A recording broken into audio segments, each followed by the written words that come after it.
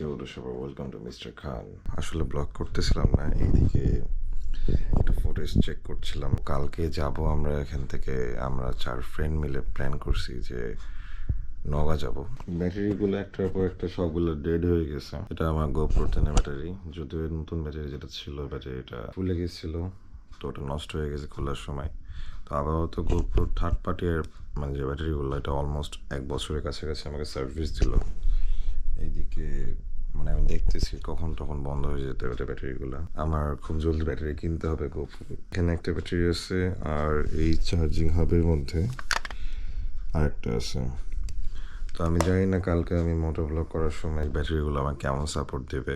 প্রত্যেকটা ব্যাটারি যখন আমি আমার ক্যামেরার মধ্যে ঢুকাচ্ছি তখনই দেখতেছি যে বন্ধ হয়ে যাচ্ছে রেকর্ড হতে হতে। আচ্ছা, আমরা বের হয়ে গেলাম 11:24-এ, আর রায়নরা দাঁড়ায় আছে।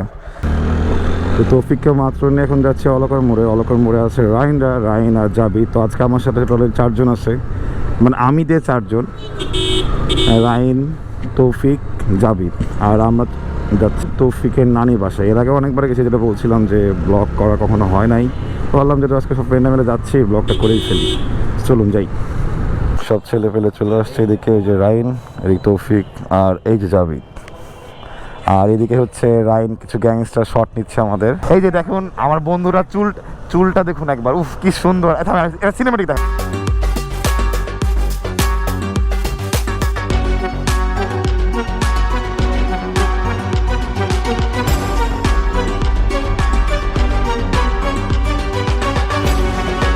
দেখতে দেখতে আমরা চলে আসছি কুসুম্বা মসজিদ। একসময় এই মসজিদটা আমাদের 5 টাকার যে নোট ছিল না, আগের 5 টাকার নোট, ওটা ছাপানো ছিল। এখানে অনেকজনই আসে, এখন দুপুরবেলাতে একটু ভিড় কম।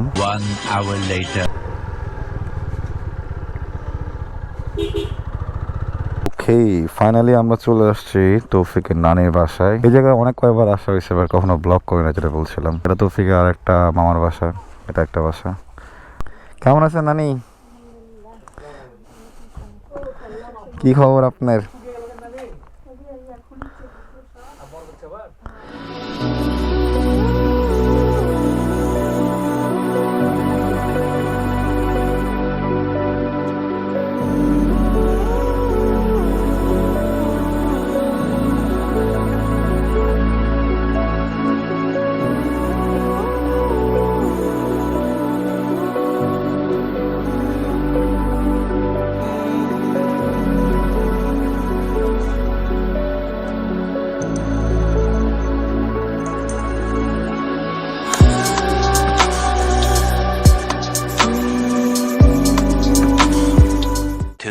Thousand years later.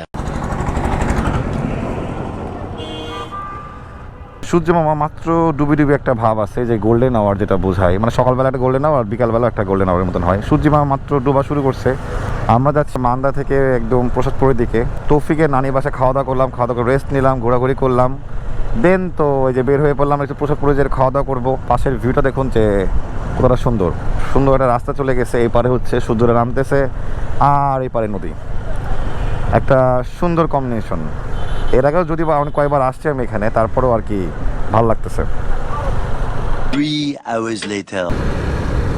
সকালবেলা বের হয়েছিলাম, এখন রাজশাহী ব্যাগ যাইতে যাইতে রাত হয়ে যাচ্ছে। বাট একটা বিষয় খুব বেশি প্যারা খাচ্ছি, প্যারাটা হচ্ছে এটাই যে রাজশাহী থেকে নওগাঁ হাইওয়ে যে রাস্তাটা, বর্তমানে যে রাস্তাটায় আছি, এই রাস্তাটার অবস্থা এই যে পোকা, ক্যামেরাও লেগে আছে। আমি রানিংয়ে আছি বলে বুঝতে পারতেছি না ক্যামেরাটা, মানে প্রচুর পোকা, মানে গ্লাস খুললে একদম পোকাতে চোখ মুখ সব জ্বলে যাচ্ছে। আমার সামনের ভাইজারও পুরোপুরি একদম একটু পর পরিষ্কার করতে হচ্ছে, এত পরিমাণে পোকা। তাছাড়া আজকে ট্যুরটা মোটামুটি ভালোই ছিল, সব দিক থেকে জোস। আর দেখা হচ্ছে আবার নেক্সট কোনো ব্লগে। Bye bye.